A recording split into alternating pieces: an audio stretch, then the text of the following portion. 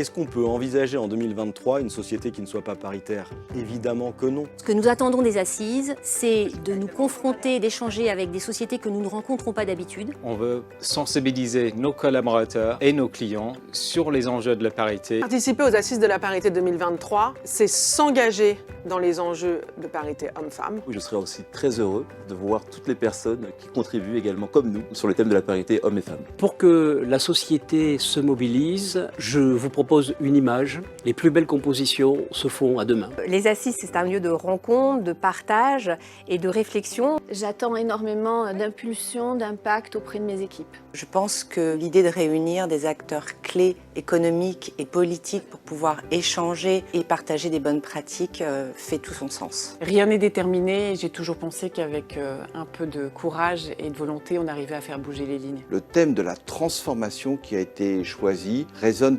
particulièrement bien. Aujourd'hui, il faut passer à la transformation pour que ce sujet de la parité ne soit plus un sujet en fait. Ce travail doit se faire en profondeur. Il commence avec l'éducation qui doit faire en sorte que, en particulier dans les matières scientifiques, les jeunes femmes puissent se développer, trouver des emplois. La parité est vecteur de performance. Il a été prouvé qu'il existe une forte corrélation entre la présence des femmes à des postes de top management et les résultats financiers qui s'en trouvent améliorés. La parité, un enjeu d'équité, un enjeu d'efficacité, un enjeu de société. Ce n'est pas une option, c'est un engagement commun et en profondeur. Nous sommes toutes et tous les actrices et les acteurs de cet engagement.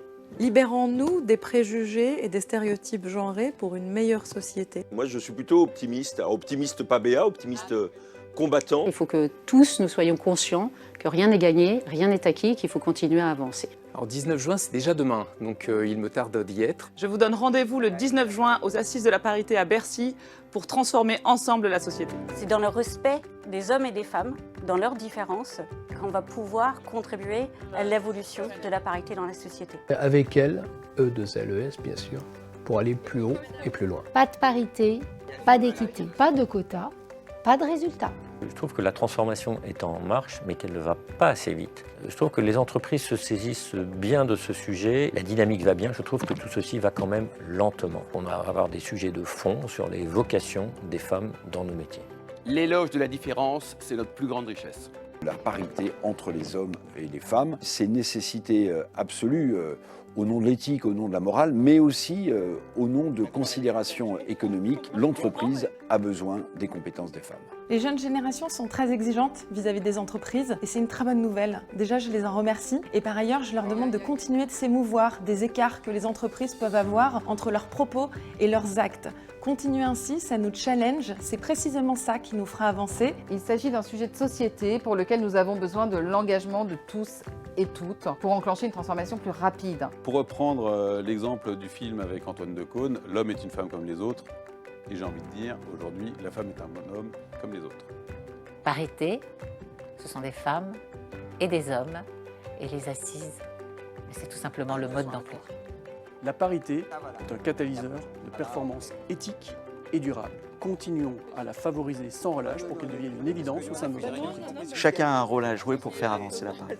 Je suis optimiste parce que je vois que des choses bougent et que nous arrivons avec des actions concrètes à ce que nos salariés se rendent compte que les choses bougent. Et je suis très enthousiaste parce que je pense qu'il reste un chemin à parcourir, mais que tous ensemble, nous allons y arriver. Je suis optimiste par construction, je suis optimiste par volonté, mais surtout je suis optimiste parce que la parité est un vrai projet collectif, est un vrai projet positif. Oui, je suis optimiste pour l'avenir, même si beaucoup de projets restent à mener, restent à faire, quand on est vraiment encore loin de la parité, de la vraie parité. Grâce à des actions comme les assises de la parité, le sujet devient majeur et s'impose de façon naturelle. Parité, tous concernés, impliquez-vous. Pour mobiliser un maximum de gens sur les assises de la parité et le sujet de la parité, je pense que le mieux, c'est d'interpeller chacun et de lui demander qu'avez-vous fait, vous, aujourd'hui, pour la parité ?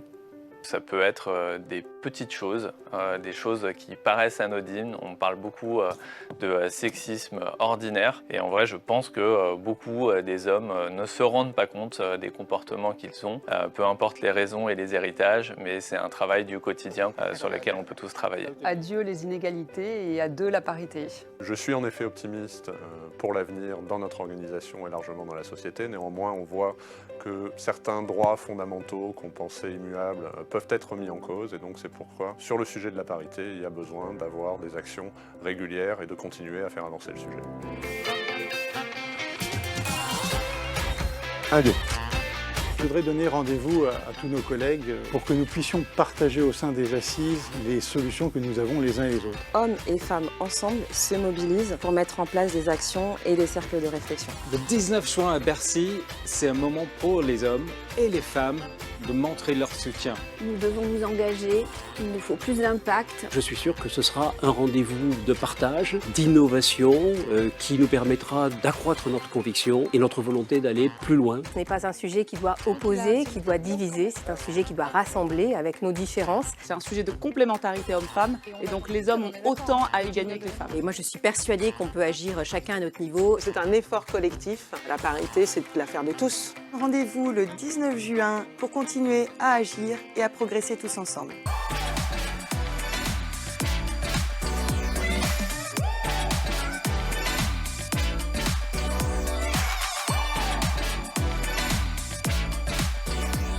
Bonjour à toutes et à tous et bienvenue ici dans ce beau ministère qu'est Bercy. Et bonjour Christina. Bonjour Gilbert, bonjour à toutes et à tous. Merci d'être là pour cette magnifique 4e édition des Assises de la parité organisée par International Women's Forum France. On est ravis de vous avoir si nombreux également à distance. Et pour démarrer, tout de suite, un mot d'accueil d'Anne Blondy-Touré, secrétaire générale des ministres économiques et financiers. À vous la parole.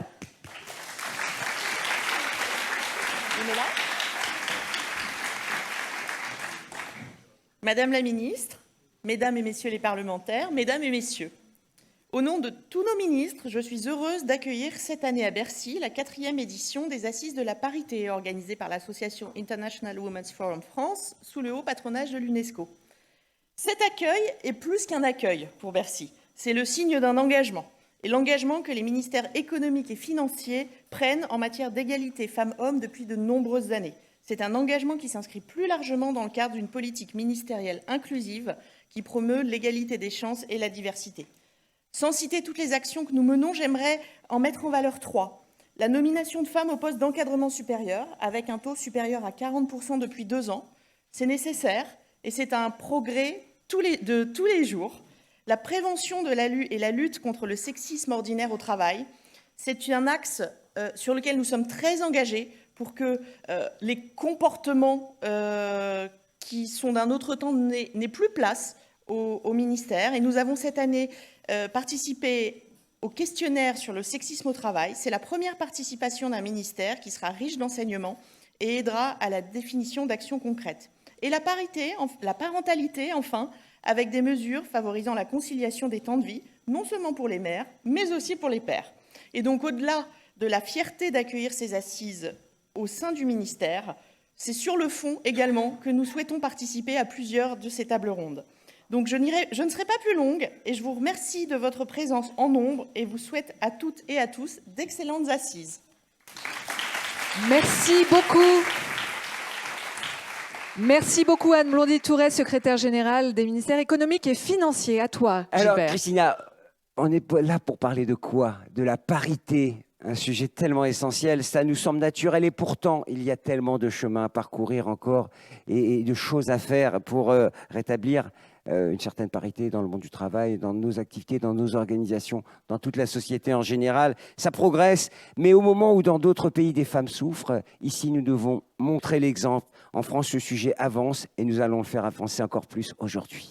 Et oui, les engagements sont nombreux, les actions également, et on va en découvrir un certain nombre aujourd'hui, des témoignages d'entreprises, d'associations ou d'institutions qui œuvrent jour après jour pour aller vers une parité plus juste. La France, bien sûr, vous le savez, a avancé en légiférant et en incitant fortement les professionnels à s'engager sur le chemin de la parité. Soyons optimistes, bien sûr.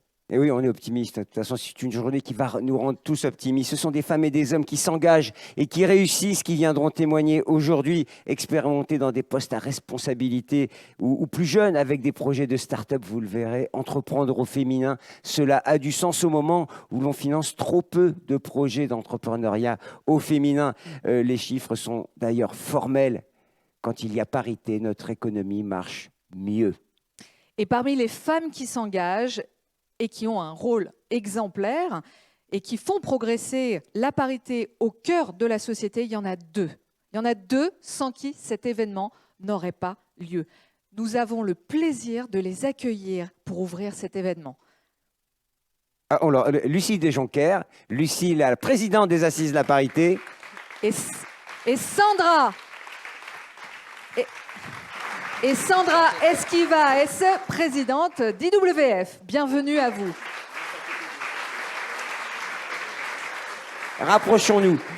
Alors, on va s'avancer, Sandra. Alors, Sandra, nouvelle présidente d'IWF. Félicitations, Madame la Présidente. Celle sans qui IWF France ne serait pas ce que c'est et sans qui ces assises ne seraient pas ce qu'elles sont. Merci, Lucille, de nous accompagner depuis le début pour ces magnifiques assises. Alors, une question pour vous, évidemment. Ça a progressé quand même depuis qu'on a commencé.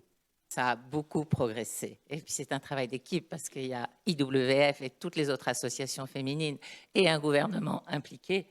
Donc on peut dire qu'un mouvement est en route, pardon, mais il ne faut rien lâcher, absolument rien lâcher. Et la première chose, c'est de se dire les choses. Souvent, ça reste du non-dit. Alors la loi rappelle un certain nombre de faits ou des chiffres clés. Et il faut le dire, le rappeler, ces événements ont cette vocation justement de bien mettre des mots sur des mouvements ou des phénomènes de la société. Absolument. Et cette année, le thème est important puisqu'on va parler donc de transformation. Et c'est vrai que la société bouge aujourd'hui énormément. Cette innovation technologique nous fait vraiment grimper dans un nouveau monde où on ne peut pas exclure 50% de la population.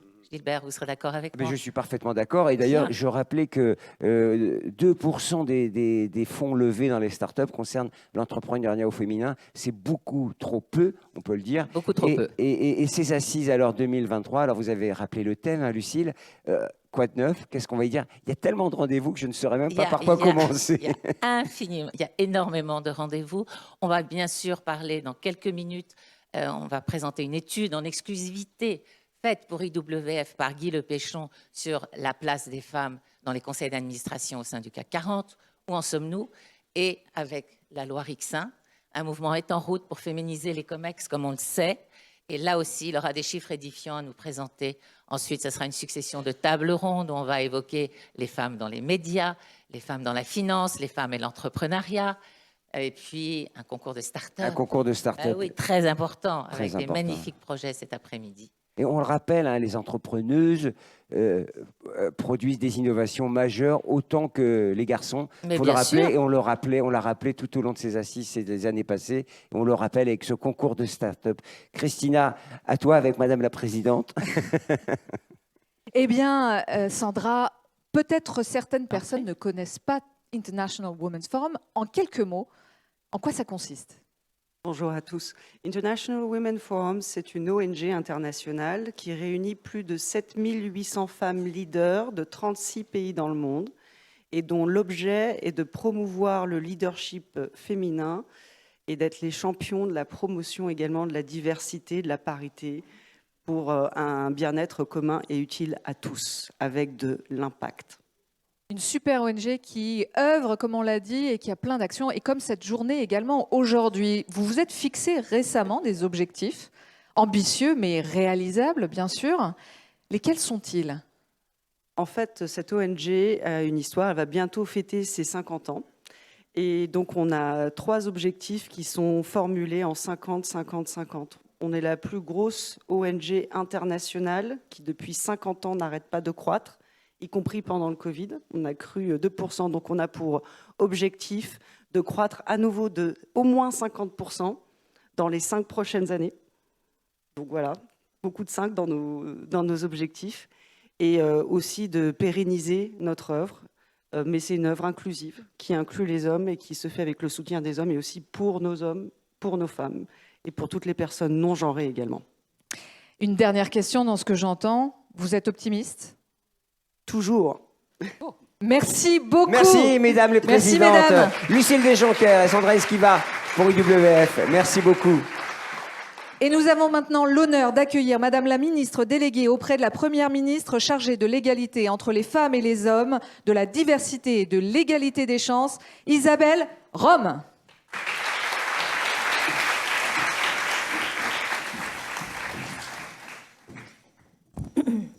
Madame la présidente d'IW France, chère Sandra Esquiva, Madame la présidente des Assises de la parité, chère Lucille Desjonquers, Mesdames et Messieurs, alors moi je suis très heureuse d'assister pour la deuxième fois aux Assises de la parité, cette belle initiative d'IW France qui place l'égalité professionnelle au cœur du débat public. Ce à quoi nous aspirons n'est autre que l'égalité réelle entre les femmes et les hommes.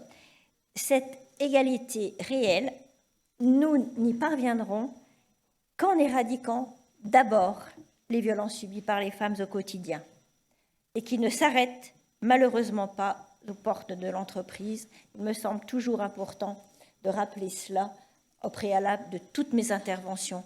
Tant qu'il y aura autant de violences faites aux femmes, tant que 80% des victimes de violences sexuelles seront des femmes, tant que 80% des victimes des homicides au sein du couple seront des femmes, nous ne parviendrons pas à l'égalité réelle et je pense qu'il faut toujours avoir ça en tête et c'est aussi un grand pilier du combat que je mène.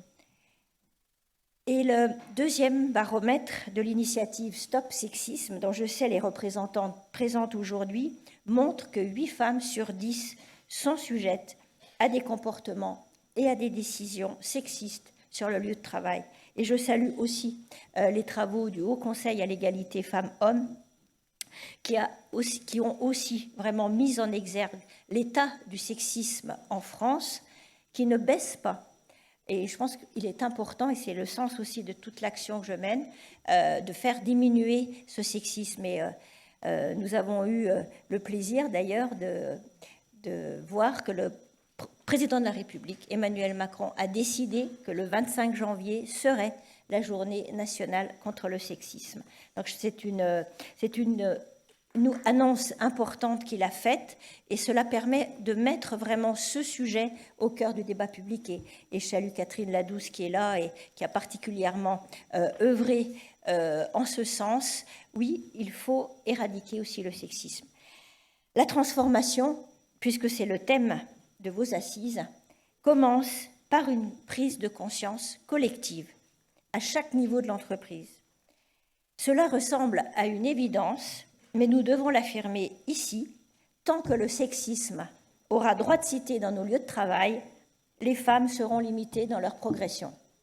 Il ne suffit pas d'attirer les femmes dans certains métiers, dans certaines entreprises, il faut aussi qu'elles y soient bien traitées. Et je pense que c'est aussi important de le rappeler. N'oublions pas que les avancées en la matière, certes grandes, sont récentes. Cela fait seulement 58 ans que les femmes ont droit de travailler sans l'aval de leur mari. Depuis lors, la place des femmes dans les environnements professionnels progresse, mais lentement.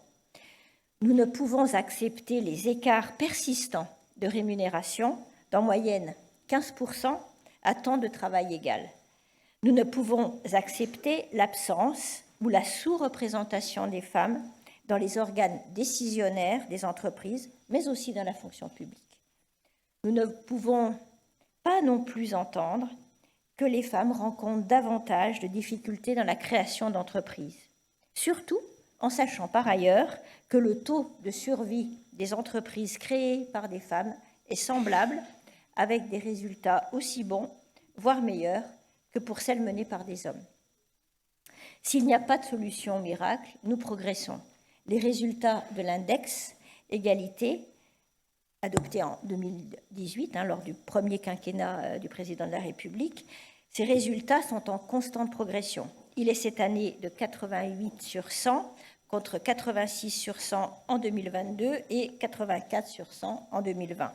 Et cette année, 72% des entreprises concernées avaient publié leurs notes au 1er mars.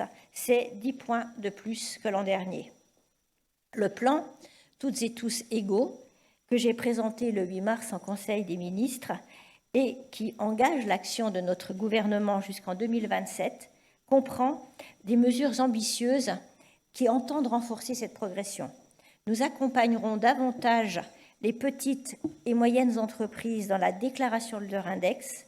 Nous savons que c'est lourd pour elles à effectuer. Je pense qu'il faut aussi les aider et les accompagner. Et nous favoriserons les entreprises ayant déclaré leur index ait obtenu une note suffisante dans l'accès au marché public. Et là, je suis à Bercy et je fais un petit clin d'œil. La loi du 24 décembre 2021, la loi RIC 5, que je ne vous présente plus, instaure dans les entreprises de plus de 1000 salariés des quotas de 30% de femmes cadres dirigeantes et 30% de femmes membres des instances dirigeantes. Ces quotas devront être atteints d'ici 2027 et devront s'élever à 40% en 2030. À compter de ces dates, les entreprises auront 2 ans maximum pour s'y conformer, sous peine de pénalités financières. Nous savons que les quotas fonctionnent. Les résultats de la loi Copé-Zimmermann l'ont démontré, et la France est aujourd'hui championne du monde, et ça nous pouvons en être fiers, en matière de féminisation des conseils d'administration de ces entreprises, puisqu'ils ont aujourd'hui 46,4% de femmes administratrices. Je sais que si la loi a donné une impulsion, la mobilisation des réseaux féminins n'est pas étrangère à ces résultats dont nous pouvons nous féliciter. Et je pense que c'est très important d'avoir tous ces réseaux dont vous faites partie, justement pour accompagner ce souffle de la loi, souvent d'ailleurs pour pousser le législateur à légiférer, mais aussi ensuite pour faire en sorte que la loi s'applique de manière effective, efficace. Et je sais que vous êtes nombreux à faire partie de ces réseaux, et je tiens à vous saluer et à vous féliciter de tout ce travail en ce sens-là. J'insiste un tout petit peu sur ces quotas parce que parfois, ils sont encore parfois discutés intellectuellement, et même des femmes, d'ailleurs, je le sais, ne sont pas forcément favorables à ces quotas. On a tendance parfois à dire qu'on veut privilégier les femmes et pas l'intelligence ou pas la compétence. Bon, voilà, comme si dans 52% de l'humanité, il n'y avait pas cette compétence et cette intelligence. Simplement, moi, ce que je veux tout de même rappeler, c'est que ces débats, ça fait plus de 20 ans que nous les avons, puisque les premières lois sur la parité, c'est en politique qu'elles sont intervenues au début des années 2000. Les débats, c'était déjà ceux-là, et on pouvait ajouter, on pouvait dire ce que je viens de vous dire, mais on disait aussi on ne les trouvera pas. Bon, finalement, on les a trouvés. En 1997, il y avait à peu près 11% de femmes à l'Assemblée nationale. Aujourd'hui, on en a à peu près 38%. Sans les lois sur la parité en politique, on n'aurait pas ce chiffre-là. Sans la loi Copé-Zimmermann, on n'aurait pas ce chiffre-là que je viens de vous citer dans les conseils d'administration. Et en plus, on voit très bien, et vous connaissez parfaitement justement les retombées de la loi Copé-Zimmermann. J'ai entendu tout de même un certain nombre de hauts responsables d'entreprises souligner le fait que justement la présence de ces femmes au conseil d'administration était bénéfique pour l'entreprise. Et puis cela a permis aussi un recrutement un peu hors de l'entre-soi. C'est-à-dire qu'en fait, c'est un peu comme dans la politique, on a tendance toujours à fonctionner dans un entre-soi à prédominance tout de même masculine, et le fait d'avoir imposé ces quotas, bien cela a permis d'aller chercher d'autres profils, d'autres parcours, et d'enrichir justement considérablement la politique et l'entreprise. Et donc ça, je pense que je me suis permise d'insister un peu parce que je pense que ce sont des arguments qu'il est important aussi de rappeler aux détracteurs justement des quotas. Même si les quotas ne sont pas une fin en soi, mais ils permettent justement de mettre ce pied à l'étrier, d'être un marchepied justement pour l'égalité. Nous entendons aussi renforcer l'accompagnement des créatrices et repreneuses d'entreprises, parce que la création d'entreprise, c'est aussi peut-être un très beau symbole de liberté et d'émancipation. D'abord, par la publication d'un baromètre annuel de l'entrepreneuriat féminin qui permettra de mieux identifier et pallier les freins auxquels les entrepreneurs font face, mais aussi en systématisant l'information sur la possibilité pour les créatrices d'entreprises de faire financer leur adhésion à un réseau d'entrepreneurs. Nous développerons également le programme Une entrepreneur, une ou un mentor, qui permettra aux créatrices d'entreprises d'être suivies grâce à un accompagnement en ligne gratuitement pendant 1 an ou 2 ans. Enfin, nous améliorerons l'offre de coaching bancaire et financiers proposés par la Banque de France en faveur des entrepreneurs. Inutile de rappeler que l'accès au financement est crucial pour de nombreux entrepreneurs. La loi du 24 décembre 2021 fixe là encore des objectifs de mixité dans le soutien aux entreprises et un seuil dans les comités de sélection de projets qui est actuellement de 30% au sein de la BPI, comme dans les sociétés de gestion de portefeuille. J'ai été magistrate pendant 30 ans, mais aussi haute fonctionnaire à l'égalité femmes-hommes du ministère de la Justice. La parité dans la fonction publique est donc logiquement au cœur de mes objectifs. 2 mesures du plan ont d'ailleurs été adoptées à l'Assemblée nationale la semaine dernière. Nous instaurerons un index égalité dans la fonction publique, inspiré de celui existant dans le privé, bien sûr, qui s'adapte aussi aux exigences du service public, ainsi qu'un renforcement du dispositif de nomination équilibrée instauré par la loi du 12 mars 2012. La fonction publique doit être exemplaire et les femmes doivent y occuper la place qui leur revient.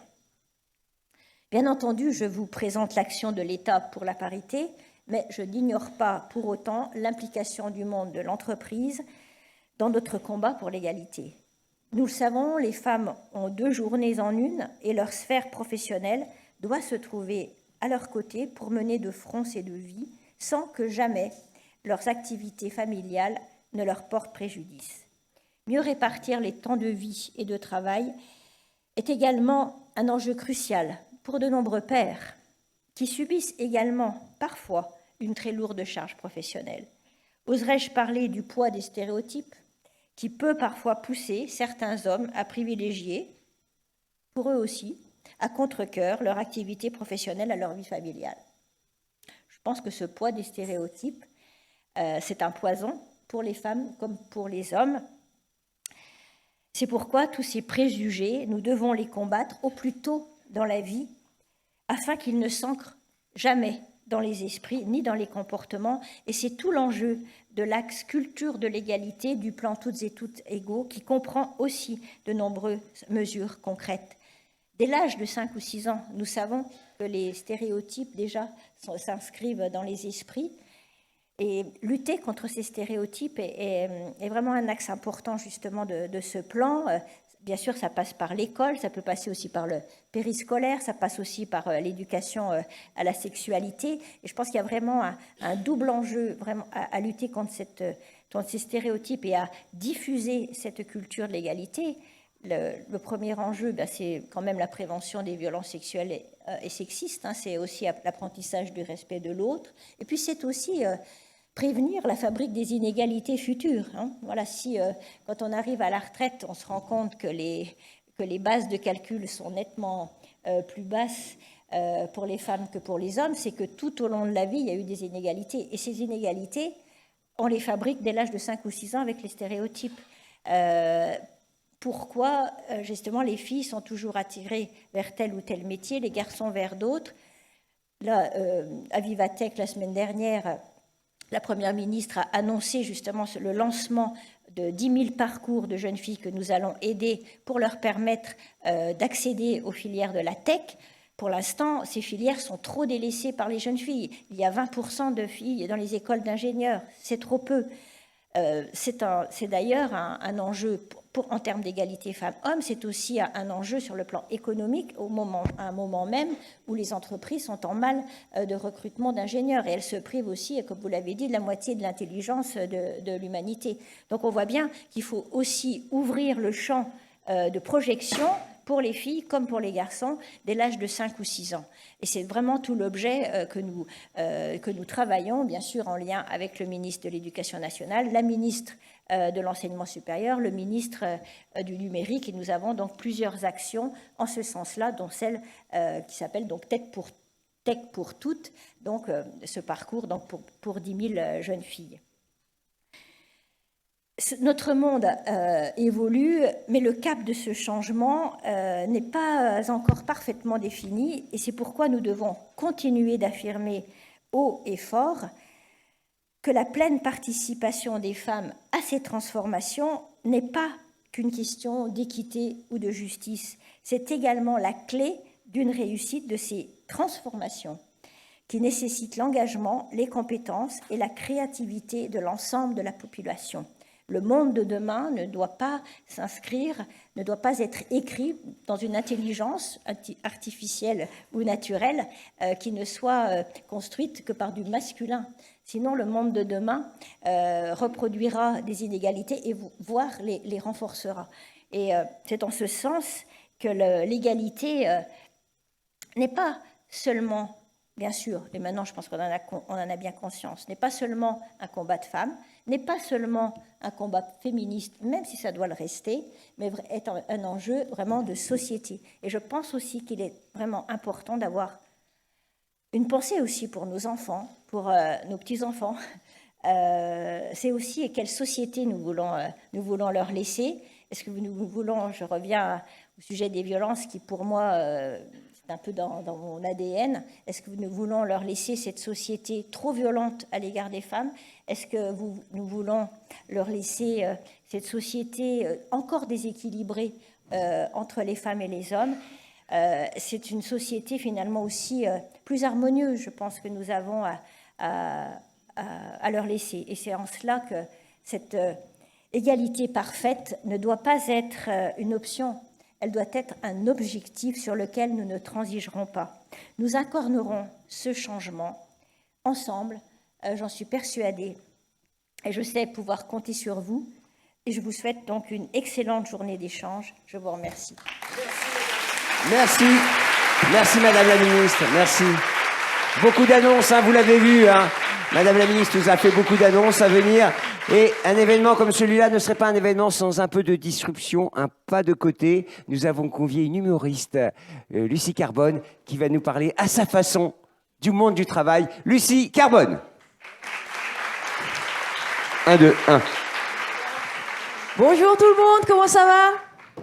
Ah, trop bien. Oh, je vous vois sourire, ça me fait plaisir. Écoutez, je suis un peu impressionnée parce que c'est la première fois que je joue après une ministre, qui s'en va d'ailleurs. Bon, okay. Et qui s'en fout aussi.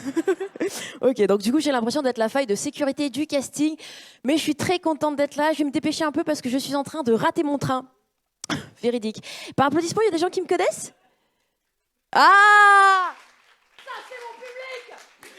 Et il est que 9h. Bon, je suis très contente d'être là. Je m'appelle Lucie Carbone. Effectivement, aujourd'hui, je suis troubadour. Mais avant, j'étais cadre sup. Voilà. Croyez en vos rêves. Ouais, j'étais cadre sup. Donc, j'ai travaillé 5 ans dans les grandes boîtes.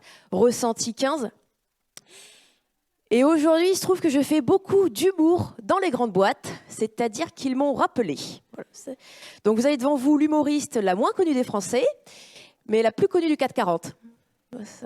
Moi, avant, je travaillais en informatique et l'informatique, c'est un milieu qui est assez masculin. Alors souvent, les gens se demandent, mais Lucie, qu'est-ce que ça fait de travailler dans un milieu masculin? Eh bien, je vous réponds, Jamy.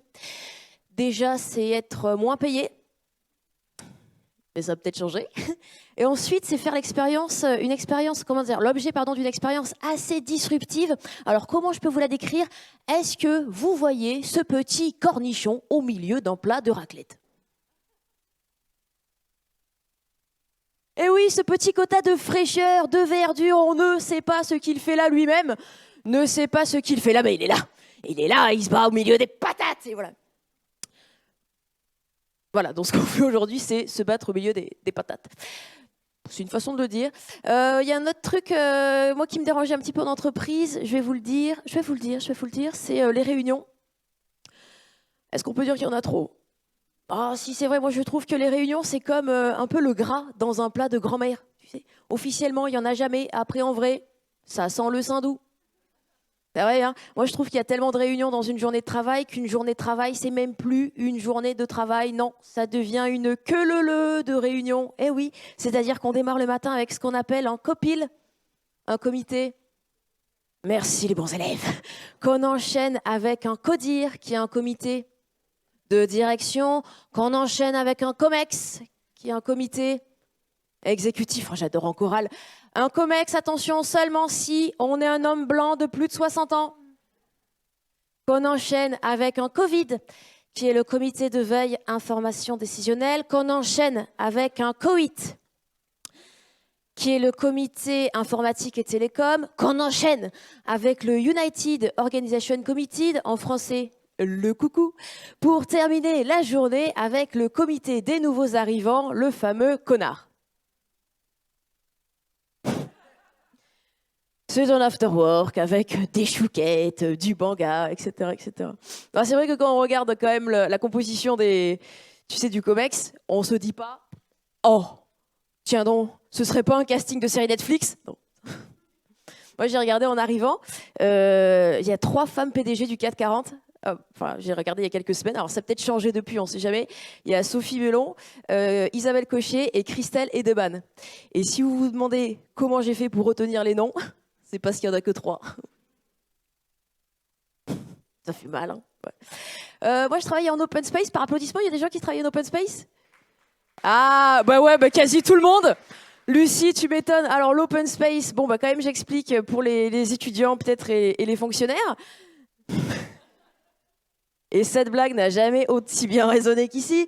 Un open space, c'est un endroit dans lequel on met des gens dedans pour qu'ils travaillent ensemble, d'accord? C'est un petit peu le secret story de l'entreprise, c'est-à-dire qu'on est tous ensemble au même endroit, de temps en temps on parle, de temps en temps on bosse, et évidemment au bout d'un moment, il y a quand même une personne qui quitte l'aventure. Alors, soit parce qu'elle n'a pas supporté la pression, soit parce que les chefs n'ont pas voté pour lui au 7-12-12. En fait, ce que je trouve intéressant dans les open space, c'est qu'il n'y a pas de grands chefs. Il y a rarement des grands chefs. Eux, ils ont leur propre bureau. De Versailles. Voilà. C'est-à-dire qu'en open space, on est entre gueux. Mais quand même, de temps en temps, les grands chefs, quand même souvent, généralement des hommes, on l'a dit, ils viennent nous voir quand même très gentils, en mode... Et nous, on est là, merci. Merci, mon bon seigneur, merci. En plus, il y a des kouign-amann, c'est super. Youpi, youpi. Surtout qu'on dit merci comme si on ne savait pas qu'ils allaient faire des notes de frais. Hein. Apparemment, je vous l'apprends. Donc, je terminerai juste en vous disant que effectivement, moi, j'étais cadre sup, je suis devenue troubadour. Et je sens qu'en termes de reconnaissance sociale, bah, j'ai perdu des points Gryffondor, quoi. Et c'est vrai, je sens que sur le terrain de la reconnaissance sociale, moi j'ai été reléguée en Ligue 2. Voilà. Vous avez devant vous la Gioxer de la reconnaissance sociale. C'est terrible. En plus, en France, la ministre est partie, c'est dommage, à tes souhaits. J'aurais bien aimé lui en toucher un mot. Je trouve qu'en France, et surtout quand on est une femme, c'est compliqué de se reconvertir. C'est compliqué les reconversions. En fait, quand tu te reconvertis en France, c'est comme si tu faisais Koh-Lanta. Ouais, j'ai dit Koh-Lanta. C'est-à-dire que tu atterris sur une île hostile intitulée Pôle emploi. Et le but de l'aventure, c'est de faire confiance à des gens qui n'ont jamais quitté l'île. Voilà. Je suis très contente d'avoir été là parce que pour la première fois, j'ai appelé ma mère, je lui ai dit « Maman, je vais jouer à Bercy. » Bercy Déjà non, Bercy, le ministère. Mais t'as trouvé un nouveau boulot? Non, voilà. Donc je suis très contente d'avoir été là. Il y a du sexisme dans l'entreprise, il y a aussi du sexisme dans l'humour et dans la vie en général. Donc je suis très contente d'avoir pu en parler. Je ne vais pas pouvoir rester parce que je rate mon train, mais peut-être que je reviendrai après. Merci beaucoup de m'avoir écouté. Et puis bonnes assises à vous. Merci beaucoup. Merci beaucoup, Lucie Carbone. On vous retrouve au point virgule à partir de juillet, tous les mardis. Tout à fait, tout à fait. N'hésitez pas à venir parce qu'il reste des places. Et beaucoup de places. Voilà. Merci beaucoup. Merci beaucoup. Merci.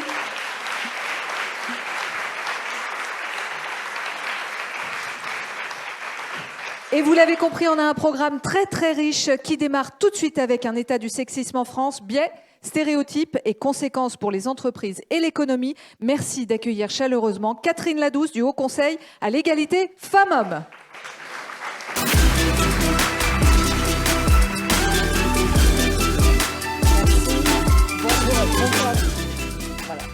Bonjour à toutes et à tous et merci, je dirais d'abord d'avoir placé le sexisme en haut de l'agenda. C'est assez remarquable. La secrétaire générale en a parlé, Madame la ministre en a parlé, a annoncé d'ailleurs la journée nationale contre le sexisme dont on reparlera tout à l'heure.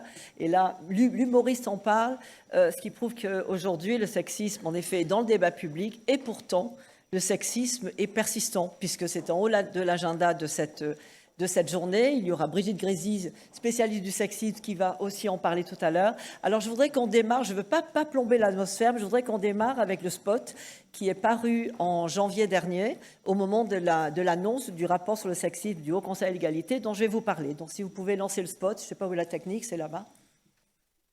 T'as fait les courses? On mange quoi ce soir? Pour ce job, une jeune maman, on le sent pas trop. Hé, la miss, je te parle. Tu pourrais sourire. Tu peux essayer de partir, t'iras pas loin. Le sexisme, on ne sait pas toujours quand ça commence, mais on sait comment ça se termine. Tous les 3 jours en France, une femme est tuée parce qu'elle est une femme.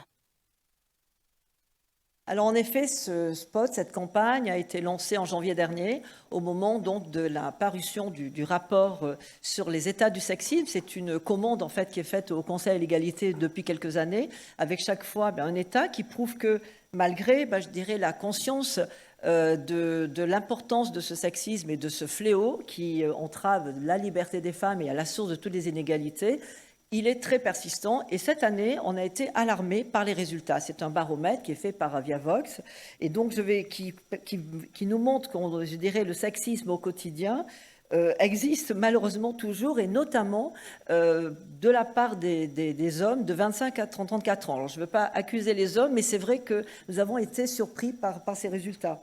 Alors en fait, malgré, je dirais, tout ce qui s'est passé, le phénomène MeToo, toutes ces initiatives formidables qui sont lancées par les entreprises, par les réseaux, en fait, on se rend compte que le sexisme apparaît sous des formes très présentes, avec une sorte de frontière qui recule tout le temps, une banalisation. Et en fait, il y a un sexisme fonctionnel, c'est ce sexisme d'assignation qui, en fait, assigne les femmes et les hommes à des tâches en raison de leur sexe. Il y a, par exemple, 77% d'hommes et 65% de femmes, et ça aussi c'est à noter, qui pensent que les hommes doivent protéger les femmes. Il y a 40% d'hommes et 50% d'hommes de plus de 65 ans qui estiment qu'il est normal qu'une femme s'arrête de travailler pour élever les enfants, encore aujourd'hui, en 2023. Et il y a encore 15% des hommes de 25-34 ans estiment qu'il est normal que les femmes s'occupent des tâches ménagères. Alors c'est vrai qu'il y a quand même plus de partage des tâches, notamment moi je vois ça avec mes filles et leurs gendres, mais enfin il y en a encore 15% qui considèrent que c'est tout à fait normal que ce soit les femmes. Alors il y a ce sexisme quotidien qui en effet, je dirais, entrave complètement la liberté des femmes quand elles s'habillent, quand elles sont dans la rue, quand elles ont un certain nombre d'activités, puisqu'il y a 2 femmes sur 3 qui subissent des remarques ou des blagues sexistes, 41% des femmes des sifflements. Et puis, évidemment, on a toutes vécu des situations de mansplaining, 30% de remarques aussi sur notre physique, sur notre tenue. Bon, enfin, tout ceci, vous le connaissez. Mais ce qui est important, et c'est ce que dit aussi ce spot, c'est que finalement, ce sexisme ordinaire au quotidien est quand même le continuum de l'ensemble des violences, puisqu'il y a 37% là-dedans, dans ce baromètre, qui déclarent avoir vécu une situation de non-consentement. Et un homme sur 4, de moins de 35 ans, estime qu'il faut parfois être violent pour se faire respecter. Ça aussi, c'est quelque chose qui nous a absolument alertés, évidemment inquiétés. Et en fait, la conséquence, et c'est ça qui est le plus grave, c'est que les femmes anticipent finalement, avec ce sexisme, je dirais, permanent à chaque étape de leur vie, et donc il y a une stratégie de renoncement et d'évitement. Et dans ce baromètre, il apparaît que 9 femmes sur 10 adoptent des stratégies d'évitement. Que ce soit une question d'habillement, que ce soit une question, et aussi évidemment importante, de choix professionnel. Alors, il y a seulement 20% qui considèrent que des femmes et des hommes sont égaux en pratique au travail. Vous allez certainement le voir plus en détail avec Brigitte Grésy. Et il y a 46% de femmes qui déclarent en fait qu'elles ont eu des situations inégalitaires au travail. Et 4 jeunes femmes sur 5, et là c'est auprès des jeunes femmes, considèrent qu'il est plus difficile d'être une femme qu'un homme dans la société actuelle. Et du coup, je dirais ce sexisme, notamment dans les choix professionnels, Madame la ministre en a parlé. Moi, je suis évidemment très engagée, j'ai fait toute ma carrière dans la tech et je dirais l'origine de mon engagement féministe vient de cette question de la féminisation de la tech. Je retrouve tout à fait ce que disait en effet notre humoriste sur le fait de baigner dans un milieu masculin. Il est clair qu'aujourd'hui, il y a des mesures qui sont prises et moi je salue la mesure du gouvernement avec Tech pour tous, toutes et avec toutes ces initiatives qui se mettent en place, mais ça fait quand même une vingtaine d'années qu'on travaille sur ce phénomène. Et finalement, qu'est-ce qui se passe et pourquoi est-ce qu'il y a si peu de filles qui choisissent en fait les filières scientifiques et technologiques? C'est parce qu'en fait, c'est à cause du sexisme. Et là le baromètre nous l'a indiqué. Il y a 22% de jeunes femmes à partir de 25 ans qui renoncent à s'orienter dans des filières scientifiques par peur du sexisme ambiant et du harcèlement sexuel. Et on sait très bien tout ce qui se passe, et malgré, je dirais, toutes les mesures qui sont prises, malgré les référents égalité, les cellules de veille, enfin bon, tout ce qui est fait, parce qu'il y a cette prise de conscience, mais il y a vraiment un paradoxe entre la prise de conscience et quand même la réalité qui est toujours aussi importante et donc toujours discriminatoire pour les femmes. Il y a 37% de femmes qui affirment avoir vécu des discriminations sexistes dans leur choix d'orientation professionnelle. Parce qu'en fait, finalement, que ce soit d'ailleurs de la part des conseillers d'orientation, que ce soit de la part, évidemment, des parents, il y a donc le résultat, c'est qu'on sait très bien que le choix des filières scientifiques, ce n'est pas une fatalité. Dans d'autres pays, sur d'autres continents, dans une culture avec une division qui est moins sexuée du travail, on retrouve énormément de femmes dans les filières des STEM, dans les filières informatiques, que ce soit en Inde, en Asie ou dans d'autres pays. Alors il y a aussi quand même, bon là il n'y a que 13%, mais il y a quand même encore 13% d'hommes qui considèrent qu'ils sont plus forts en mathématiques ou plus performants dans la carrière scientifique.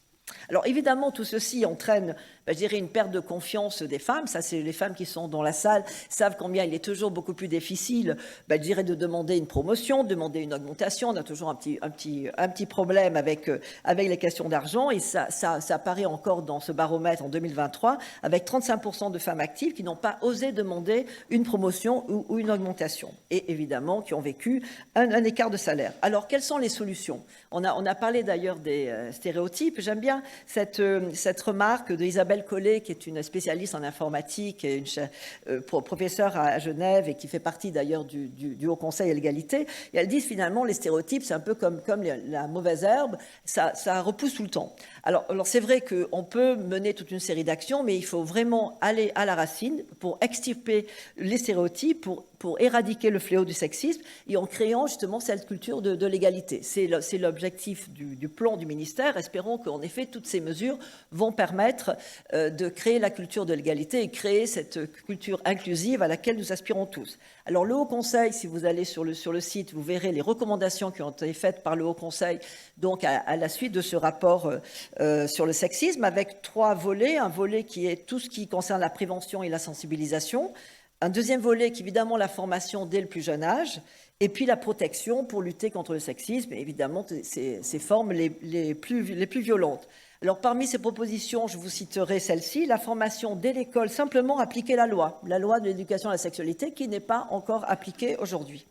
Réguler le contenu du numérique, pour lutter contre les stéréotypes. En effet, le contenu du numérique a une influence très forte par les comportements stéréotypés, très sexistes qui sont vus notamment par les jeunes générations. Nous sommes en ce moment en train de réaliser un rapport sur la place et la représentation des femmes dans les numériques. Et d'ailleurs, nous auditionnons les plateformes en ce moment pour voir comment est-ce qu'on pourrait faire en sorte que, en effet, ce qui est le monde qui est dessiné et qui est vu par les jeunes générations soit un peu plus en ligne avec les valeurs que nous voulons défendre en France.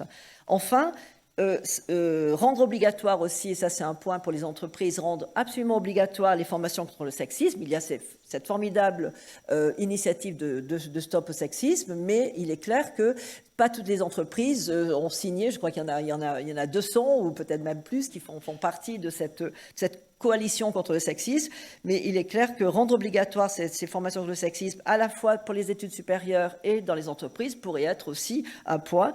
C'est le principe d'ailleurs de l'égale conditionnalité. Vous savez qu'au ministère de la Culture, les subventions qui sont données par le CNC sont en effet ne sont données qu'à la condition que les productions puissent mettre en place des principes de formation contre le sexisme. Donc je veux dire, c'est alors évidemment le Haut Conseil prône l'égaconditionnalité depuis de nombreuses années, mais c'est l'un des moyens, l'un des outils qui permettent d'avancer. Et puis, sans sensibiliser le plus grand nombre, disons, inscrire réellement le sexisme à l'intérieur du débat public. Donc en fait, Madame la ministre a annoncé la journée nationale officielle. Évidemment, nous ne pouvons que nous en réjouir pour les personnes qui sont dans la salle et qui font partie du collectif Ensemble contre le sexisme. C'était une revendication depuis 6 ans de ce collectif que je représente aussi avec Brigitte Grésy, avec certainement d'autres personnes qui sont dans la salle, donc qui regroupent en fait des associations et des organisations en charge de l'égalité qui œuvrent et qui ont créé le 25 janvier une journée nationale contre le sexisme, mais qui n'était pas encore officielle.